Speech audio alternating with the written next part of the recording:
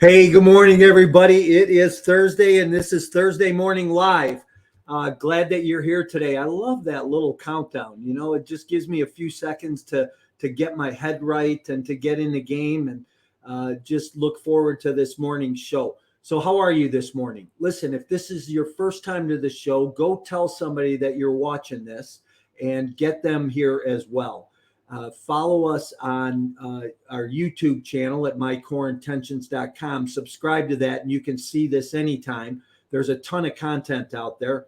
And then if you follow us on social media, LinkedIn, Twitter, Instagram, wherever you get your fix, you're going to find us on social media. I'm excited about being here. And you know, I always start my show with that key phrase, right? What's your intention? What's your intention for today? When you got up, when you got started this morning, what did you start to look at? What did you start to focus in on? Did you go to the health club? Did you work out? Did you spend some time in prayer or meditation? And how about gratitude? You know, we have to be grateful for the things in our life and what we have, right? A lot of times we can doubt or tell ourselves that story that we're lacking or we don't have enough, and really it's about us changing our story. It's about us being grateful for what today brings, what we have, and mostly what we can do for somebody else. So remember, today's show is brought to you by the Chicago Window Guy. That's going to be my guest here today. Russ Armstrong, longtime friend. Russ and I will have some laughs here this morning. I know we're going to talk about some mornings that we got an opportunity to work out together over the past years, and just spend some time together and really just kind of just get into his business and what he does. And let me show you a little bit right now about his business. So stand by. I'm Russ Armstrong, the Chicago Window Guy. Here's what you won't get from those other big window companies you see on TV. Higher quality windows made right here in Chicago and a lifetime warranty. I offer the best product and installation along with a price match guarantee. Call now for a free quote and see our 5-star reviews online at ChicagoWindowGuys.com. Don't overpay. Call us today. ChicagoWindowGuys.com. Hey, you know what? I'm excited about that. Russ is a longtime friend, and to just see where his business has gone. And you know what we do on this show is we really try to focus on a Chicago local business, some entrepreneur, not necessarily real estate. You know, that's my background, and I love real estate. I love passive income and private equity, but you know, let me say this, that if you're a Chicago business owner, entrepreneur, somebody who would love to be on this podcast, this Thursday Morning Live, let me know. If you know somebody, nominate them and get them here. Let me bring Russ in real quick, though. Hey, Mike. Good morning. How you doing, Russ? Great. How are you? I'm good, man. Good to see you again. What's with the LA hat? Hey, listen, if you know, I love LA. That's the direction I'm heading in. So soon as, I decide to move here, that's where we're going. So okay. Just supporting my dream. That's all, Russ. Kind of like you playing your commercial this morning, supporting your dream. That's exciting. Thank you for playing that. Yeah. Yeah. And, you know, listen, everybody's got a second choice for teams, right? I think you need one at this stage. You're a Chicago fan. So, hey, Russ, listen, one way I always start my show every week is I ask people what's that one word that best describes you personally and professionally in your life?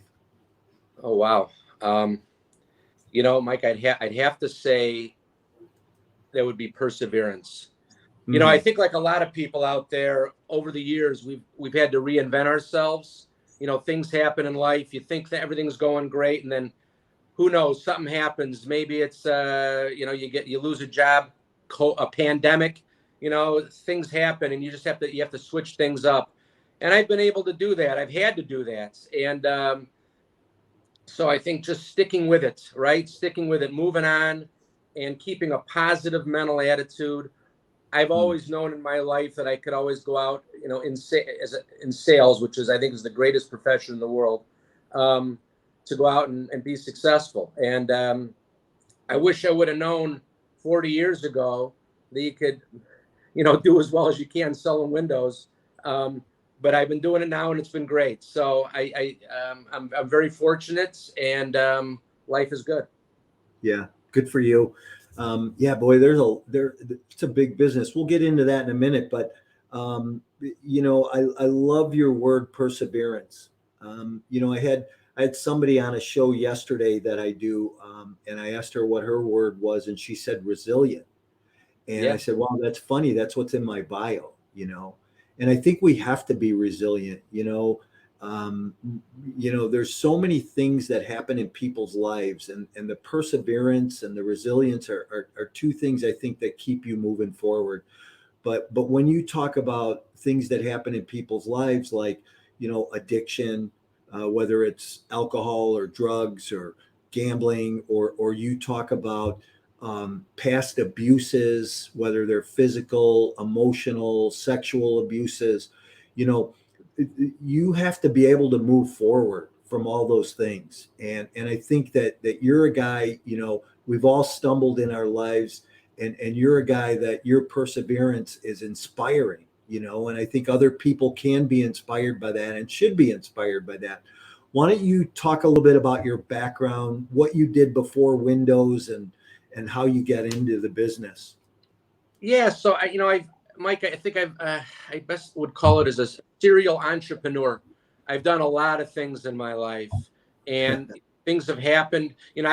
Years ago, I had a successful payphone industry back when payphone, doing 0+ dialing, long distance, that got regulated out. I had a successful niche in a financial planning market, and that story's for a whole nother podcast. But that got regulated out, and so I find myself in my 50s, looking to do something in sales, and I had never done home improvements, and the window. I kind of stumbled on the window industry, and it's been phenomenal. I love it. A lot of people ask me, I'm a one-man show. I am the sales guy. I'm the Chicago window guy. And so, I travel. I get in the car and I go from Zion, all the way down to Plainfield, everywhere. And a lot of people in my industry don't do that. They won't do that. They want to work in just in the North Shore, the South Side, or something like that. But I travel everywhere. And, that's what I have to do. That's what I do. And it's great. If I was maybe 20, 30 years younger, maybe I'd hire other sales reps, other people out there. But, when you do that, you lose the ability to have control over what's being said in the home. And then you've got to hire, one of the keys to my business and the reviews that I have is that I've got one crew, right? And it's a great crew. They work for me. I know exactly who's going to be in the house doing the job. And that's the key to my business right there. It's not me so much. I sell the jobs, but these guys go out and install them, and they do a fabulous job. If I grow and I get other salespeople, I've got to hire subcontracted labor. And now I lose that control. Now I'm like these other guys that you see on TV that have, they don't know who's going to be in the house doing the work. And so, you kind of lose that control. So I've kind of stayed where I am, doing it this way. And it's, who knew, Mike, that you could go out, sell windows, and, quite honestly, make a 7-figure income. Yeah. It's pretty interesting. And I've met some of your installers, and good guys, seem like quality individuals, quality craftsmen. I had a couple conversations with a couple of your crew leaders that I was impressed at their, dedication to detail, to making your company look good. And I think that goes a long way when you build a good team around yourself, no matter what. Yeah, they're very, very conscientious. They're very conscientious. They care. They're very hardworking, and they're successful, right? They're, I take good care of them. They get paid well, and if everybody's happy, that's the key to life, isn't it? I tell people that my son, the key, just be happy, being happy, however that is for you, whatever that means to you, as long as it is helping other people, is being happy. And so I want them to be happy. I tell my customers this. I honestly want them to be happy. It's not about just making a buck. I want to be able to put my head on my pillow each night knowing that we did a good job, we took care of them, lived by our word.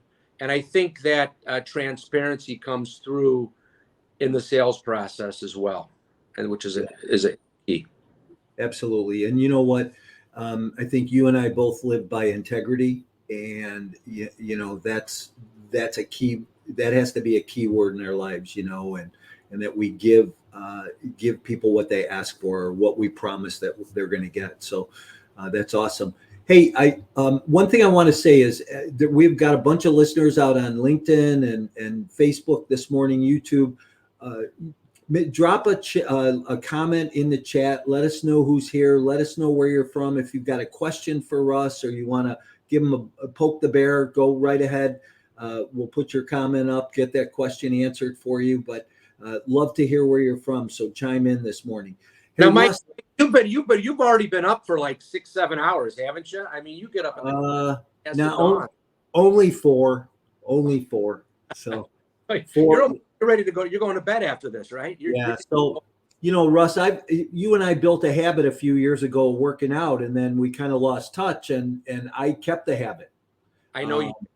And I've started up again, doing a little bit. I have to do more. One of the problems with the business I'm in is I'm in the car all day long, and I know there's excuses for everything, but I just had my 60th birthday, and happy birthday.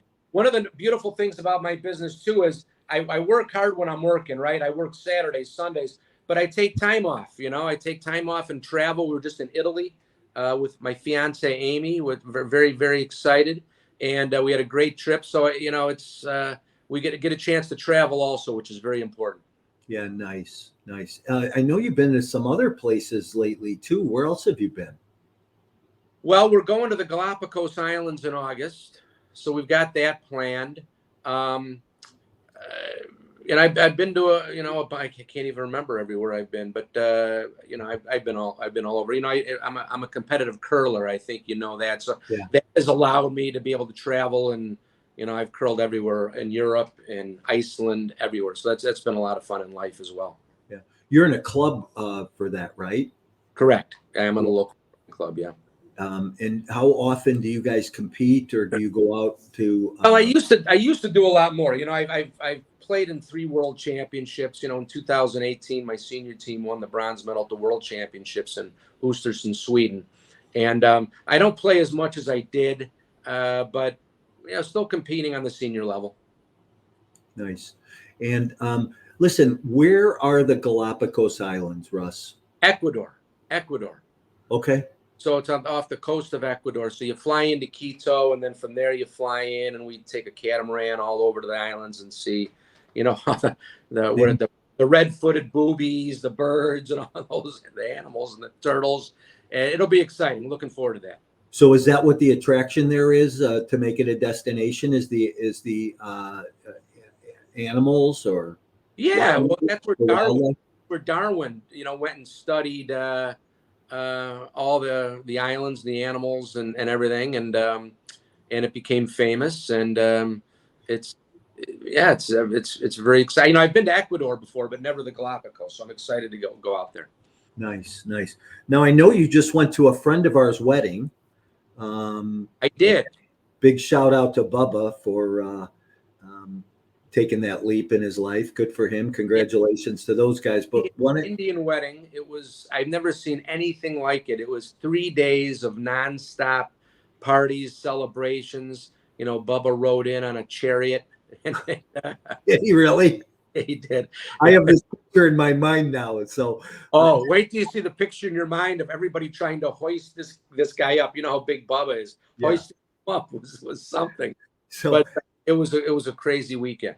When you talk about chariot, I flash back to the movie Ben-Hur when I was a kid, and we went for a field trip to watch Ben-Hur from Catholic school. Yeah, well, this isn't quite Ben-Hur. It's a little bigger than Ben-Hur. But it was a lot of fun. Yeah, nice.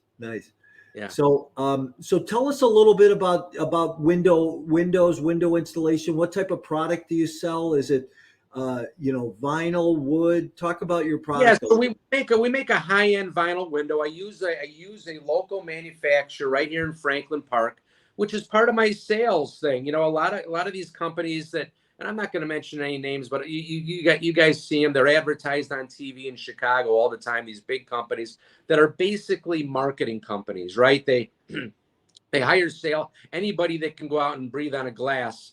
They give them some training and they send them out to sell windows. And those windows could be shipped in from anywhere. What's nice is that my windows are made locally. So from a customer service standpoint, now I've got a lifetime warranty on all parts and labor. And so I include glass breakage in that. So, if you're cutting a lawn and a rock breaks a pane of glass, we have that changed out very quickly. And that's part of the sales process too. In my end is that transparency that listen, there's a lot of reasons people buy, right? People buy for a lot of reasons. They buy because of features and benefits. They obviously buy because of price, but there's one fact, and that fact is that if the customer does not trust you or like you, he's not buying from you. So credibility is key. And one of those key features are reviews. Reviews are so important. I mean, I can promise you that whenever you go out, no matter what you sell or what you do, somebody is going online, checking you out, checking your reviews. So that's so important to have good positive reviews. And that's once again why it's so important to have the installers that I do, the follow-up that I do, the customer service that we do, because that's all a key. So all those things are so important. But obviously having a great product, and I'm very, very confident in the factory that's local. In fact, I tell customers if they want, I'll give them a tour of the factory and show them how we make the windows, which some people take me up on, which is kind of cool. Yeah. And you make all kinds, all sizes. Custom made. We make everything custom made. So when I go into the home, I get a lead, and most of my leads now are referrals. Or they come from, I do a little bit of radio advertising on the Score radio. And I've done all those guys' windows. If you guys listen to the Score, Dan Bernstein, Hub Arkish from the Bears, I've done all their windows. So I get a lot of leads from that. I go out to the home. Once we get a sale, then we come out to measure the windows because they're all custom made. Then the order goes to the factory, and when they're produced, we come out and get it installed. Yeah, nice. And so, Russ, I want to talk a little bit about, is your business affected? Like yesterday, the Feds raised the rate 0.75 of a point, right? Yeah. It's going to affect the real estate a little bit. Does it help or hurt your business when those types of things happen? I'm not sure. I'll say this, a little bit of history of, everybody, COVID affected a lot of businesses in different ways, right? I mean, we had friends who had restaurants, and my heart broke, for people that were hurt by that business. The home improvement industry thrived. It was incredible. People were, they weren't traveling, they were home. They weren't spending money on taking trips. So they're sitting around their house looking at their windows going, oh my God, look at these crappy windows. We got to do something about it. So my business was very, very successful during COVID. I think that a downturn in the economy may have an effect on some of these larger window companies that have a lot of mouths to feed. They've got a lot of salespeople that they have to provide leads for. For me, I just have to feed myself. I just have to keep enough, leads going to keep Russ Armstrong busy. And so I don't think I'm going to be too affected by it. But, time will tell. Right now, I can tell you I'm very, very busy. Life is very good. The one difference that, as I said before, if I were 20 years ago, I might have tried to build this up into something bigger. Right now, I like being the one-man show. I like having the control. I like people saying to me, and it happens all the time. It happened yesterday. Oh my God, I can't believe you're the guy that comes out. You answer your own phone. You're the guy that comes out and sees me. I mean, it's amazing, and people like that. They like that transparency. Now, where that might have a detriment down the road is what's my end game, right? I mean, it's easy when you're in real estate, you sell the building and bam, you're out. What do I do? Now, if I had a large company, that's an easier business to sell. It's hard to sell the Chicago window guy, because if the Chicago window guy isn't there, there's not much of a business. So, Yeah. I'm looking ahead, Mike. You remember Willy Wonka and the Chocolate Factory and the golden ticket? Willie gave out a golden ticket to someone. I think I'm looking for that right individual. Man, maybe he's out there watching this show right now. Some young kid who can close. He's got to be a closer, right? If you can't close, you can't sell. Yeah. Right. But I think I might be looking for someone down the road to come in and learn the business and be able to take it over. And for the right person, they could be making a lot of money. It'd be a great opportunity. And somebody could take it and want to grow it, scale it a little bit, right? Absolutely. Right. And obviously that's not in your point of interest right now, but if you're thinking about a succession plan, who knows what somebody might come up with. So somebody who's an entrepreneur, a sales guy, somebody who's a closer, like you said, and that's a skill in itself, closing, just asking for the sale.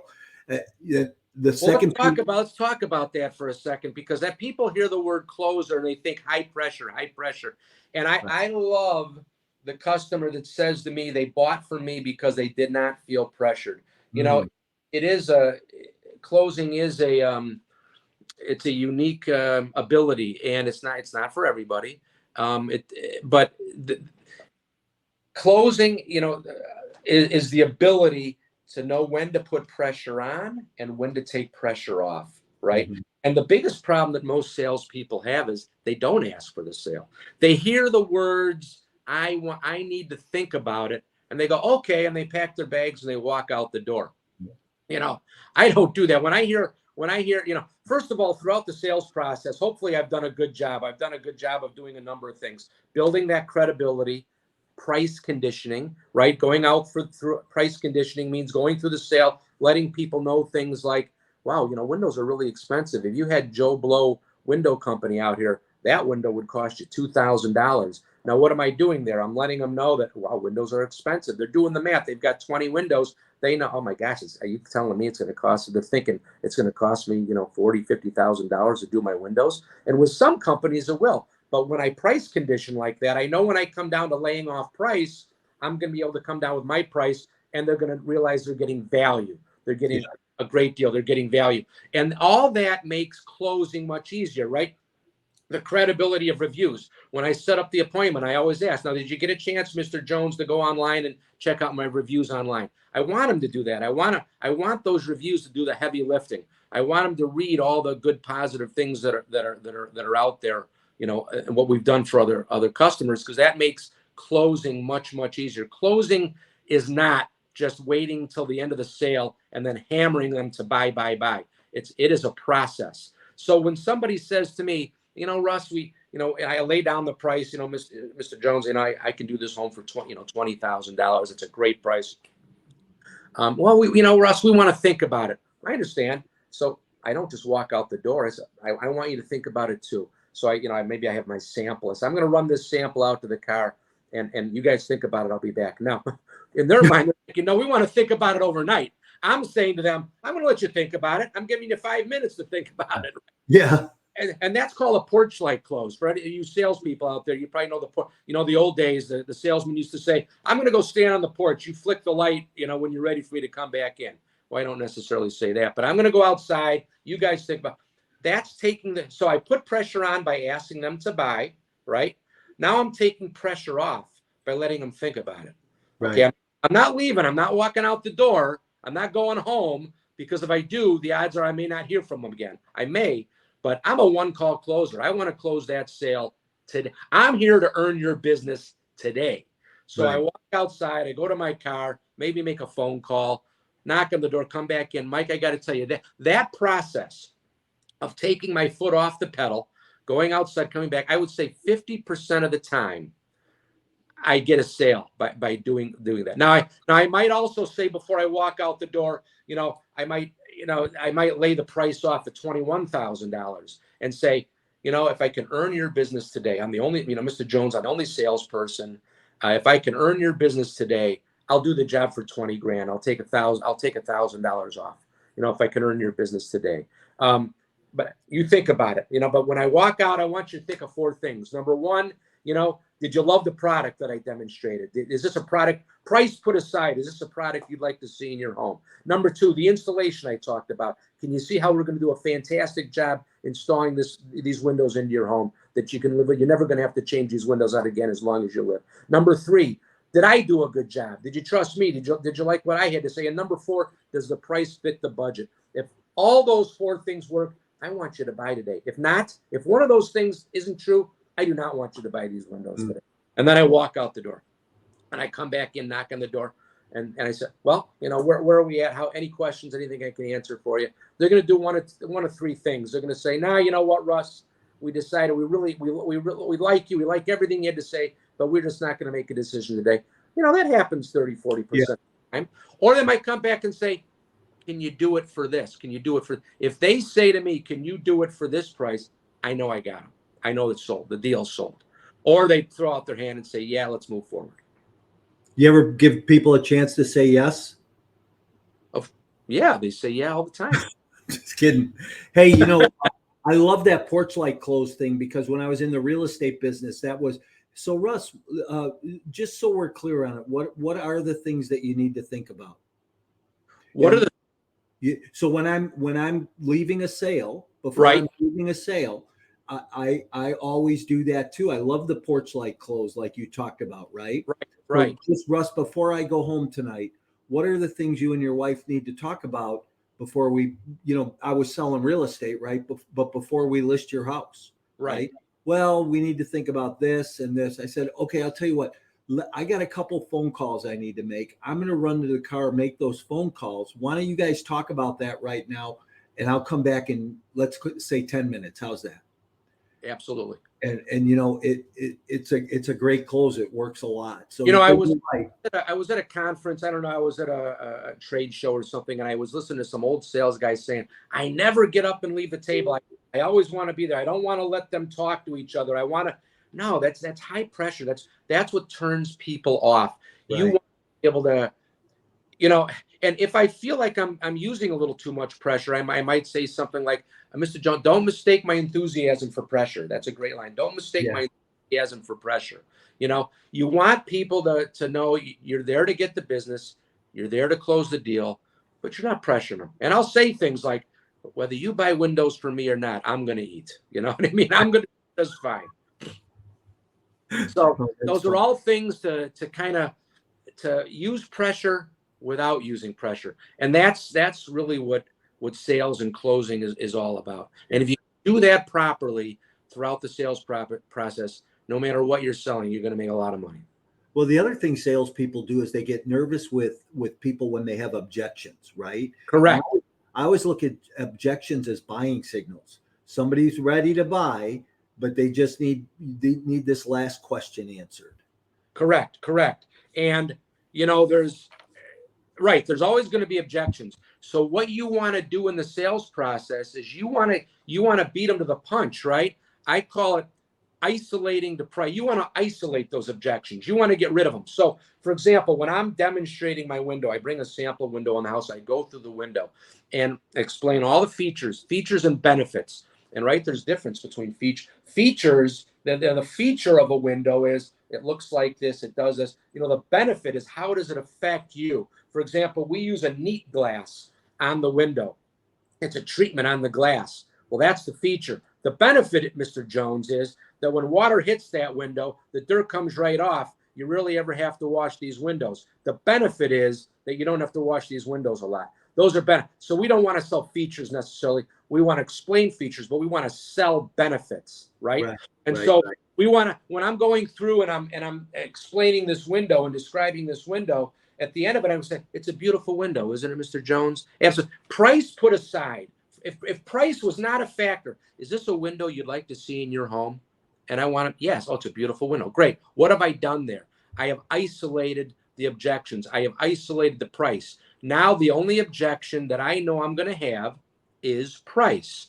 And I can handle that. We can handle that a number of ways, right? We can do the project in stages. I know if I sell a couple windows to Mr. Jones today, I do a beautiful job, he's going to come back. Mike, you don't know how many people I've got now in my career coming back to me. Hey, we bought a few windows from you last year. We're here to buy the rest of the house. You did such a good job, right?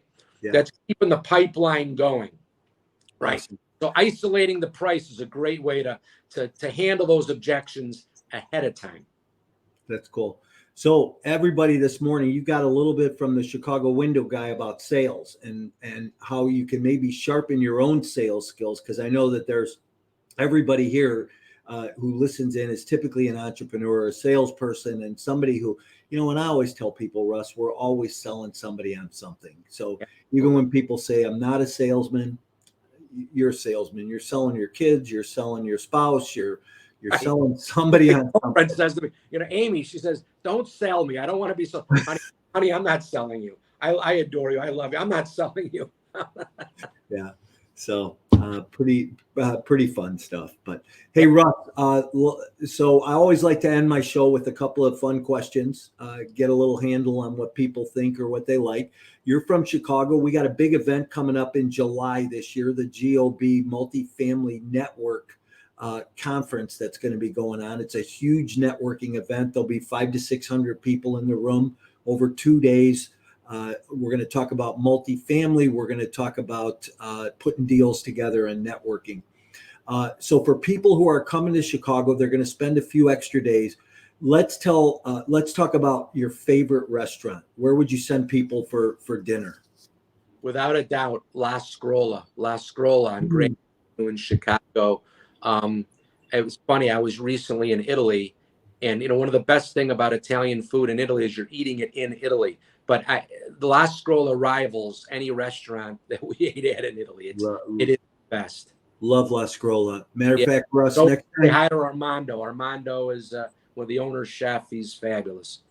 Next time you go there, there used to be an article above the men's journal that talked about my dad. Really? Next time you go there, see if it's still there. It's interesting. I always think about you when I'm in the men's room. Don't worry. Russ, this is live. Easy. Oh, sorry. Hey, typical Chicago guy, that's for sure. Hey, Russ, favorite tourist attraction that people should go see while they're here in Chicago? Wrigley Field. Absolutely. Okay. Wrigley Field. Okay. Why Wrigley Field? Well, to me, it's, I've been going since I was a kid. Some fabulous, wonderful memories. Even if you're not necessarily a baseball fan, going into Wrigley Field is history, and it's just a great and Wrigleyville all around Wrigley Field. The whole area is just fantastic. It's changed recently over the years, obviously, but still some great memories, and I would recommend it highly. I lived in that neighborhood for years, and boy, has it changed. Here's one of my favorite memories of Wrigley Field. Steve Dahl and the Disco Demolition. Yeah, that was Wrigley Field. That was Comiskey Park. Oh, you're right. It was. You're right. Way to go. Way to go. That's a guy with an LA hat giving you some baseball history. It wasn't baseball, though. Well, it was, because it was between a doubleheader at Comiskey Park, and Steve Dahl blew up all those Disco Demolition records. 10,000. Ruined the field, and they had the White Sox had to forfeit the second game of the doubleheader. That's right. That's funny. Oh, well, those were the days when rock and roll was rock and roll, Russ. Hey, speaking of rock and roll, you've been going out to Rosemont at all on Thursday night? They have some great rock and roll bands at Parkway Bank facility out. They have this big entertainment district there. No, I'll have to check it out, but I'll tell you what I did do. I just got my tickets for the Who at the United Center in October. I'm very excited about that. I saw the Who at the Sears Center years ago. Really? Small crowd.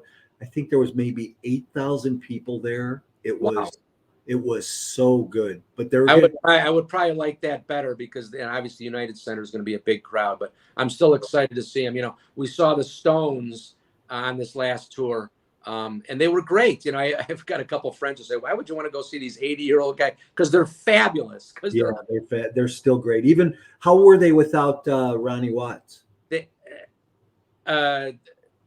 No, you mean the drum, not Ronnie Watts. Yeah. Yeah. What was the drummer?